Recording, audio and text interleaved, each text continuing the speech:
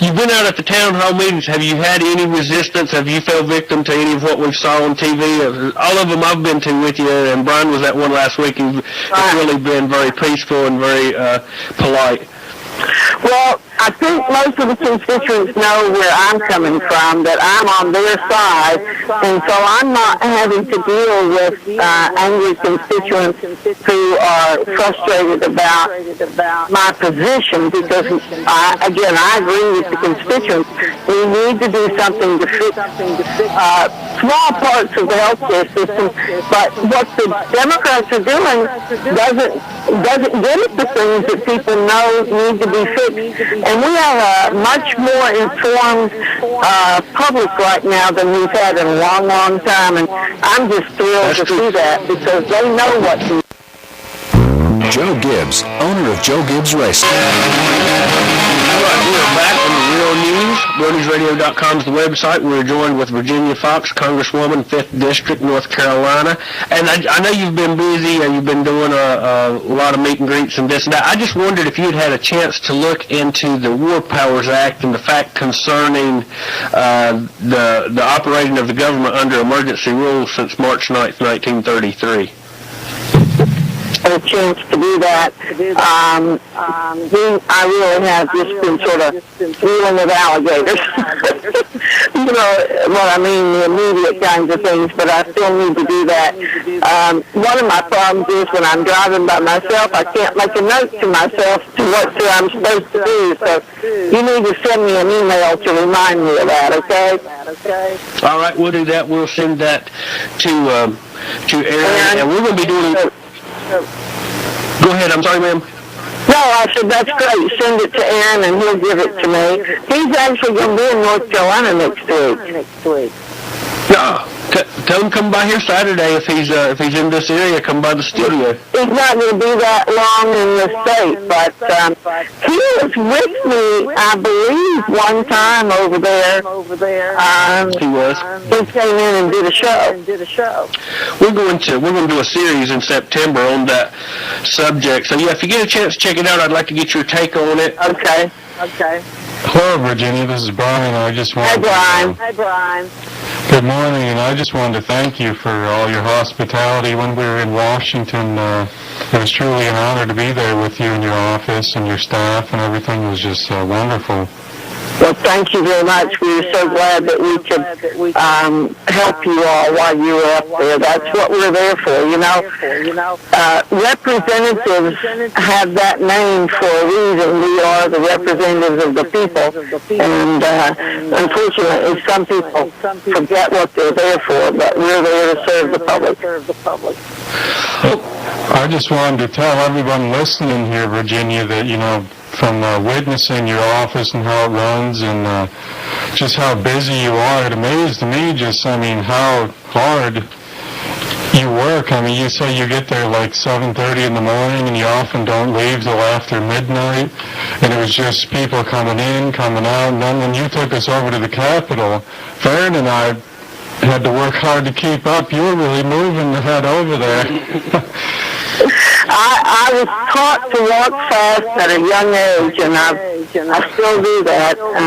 My granddaughter fusses at me all the time. She says, Grandma, I can't keep up with you. You have to slow down. So I tell everybody I have two speeds, go and stop. Well, when you have a lot to do, that's the way you have to do it. And you had a plaque right on your desk that said, winners make a habit of doing things that losers do not like to do, and I agree absolutely 100%. I've always heard the excuses why people can't do everything, but ultimately the only way to do anything is just, of course, to just do it. That's right. That's sort of the philosophy I live by. Sometimes I try to do the hardest things first, because then it gets easier during the day. Instead of putting the hard things off to the end of the day, do the hard ones first and get those done. But not everybody can do it, but that is the way I think to be successful. It's better to just go on and do what you have to do. Well, Ms. Foxx, we want to thank you for joining us today, and I know you've got a busy schedule. We'd like to give you the last word, anything that you'd like to add today. I'm actually on my way to Hamptonville right now. The fire department down there is celebrating its 50th anniversary. And you know, I was thinking about this. I'm going to make a few remarks. I repeat myself all the time on these events, but a volunteer fire department is really the essence of what this country is all about. People saw a need. They didn't turn to the government to take care of it. They went out and took care of it themselves. And we see that perhaps more in rural areas than we do in cities. But that's what America's all about. We have figured out over the years the kinds of things that need to be done, and we should only turn to the government as a last resort, because generally there's enough talent and enough brain power within even a small group of people to get the work done that needs to be done. They'll do it cheaper, they'll do it better, they'll care more about having it done right than going to the government. So I just think we need to focus on that. And, you know, de Tocqueville, when he came here in the 1800s, was just amazed at the number of associations we had then. If he'd come back now, he'd be even more amazed. Everything that has two people in it has an association now. I'm amazed at the number of people who come to see me and the different kinds of associations that exist. But again, a rural fire department is just the essence of America, in my opinion. Well, again, we want to thank you for joining us. We always look forward to having you on each month, and if we don't see you beforehand, we look forward to talking to you next month, Nurse Fox. Take care, Sam. You too, Brian. Oh, thank you. You too. Thanks. Hey, that was Virginia Foxx, Congresswoman, 5th District here in North Carolina, and it's always a pleasure to have her on. We had planned to have her on first hour, but that's good. We're glad that she was able to join us. We look forward to hearing her perspective on the Real Powers Act, and we will be doing that next month. And if you're not familiar with this, we started doing some research a couple of months ago. If you look at the speech that FDR did on March 4th, 1933, he said he was going to basically suspend the Constitution. He did that on March 9th. As late as 1973, the Senate admitted that we'd been under emergency rule for 40 years. We're going to be playing an audio tape in the month of September of John McCain in 94 saying we were still under emergency rule. The Constitution is in suspension. This is how the president rules by executive order, gets us into wars, does pretty much whatever he wants to, makes the Congress ceremonial. And it's information that you really have to look hard to find. And I was amazed when I come about it, and it was really odd how all this came about. We'll go into that next month, but I want to let everyone know we're going to be preparing for that, and we're hoping to line up some really interesting guests to discuss it.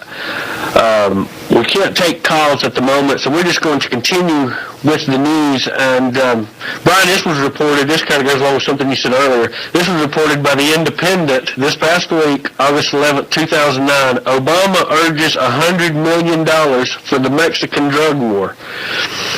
President Barack Obama will press Congress to release more than $100 million to aid and help Mexico in its war against the drug cartels.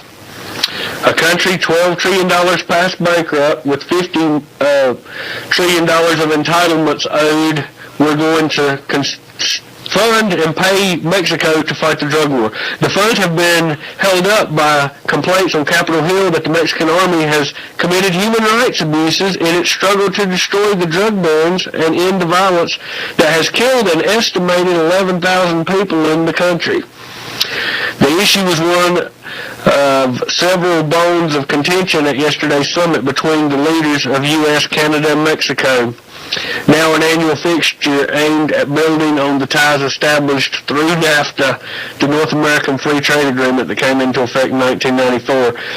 Mexican officials have repeatedly pushed for the money to be released, insisting that reports of abuses by the Army have been exaggerated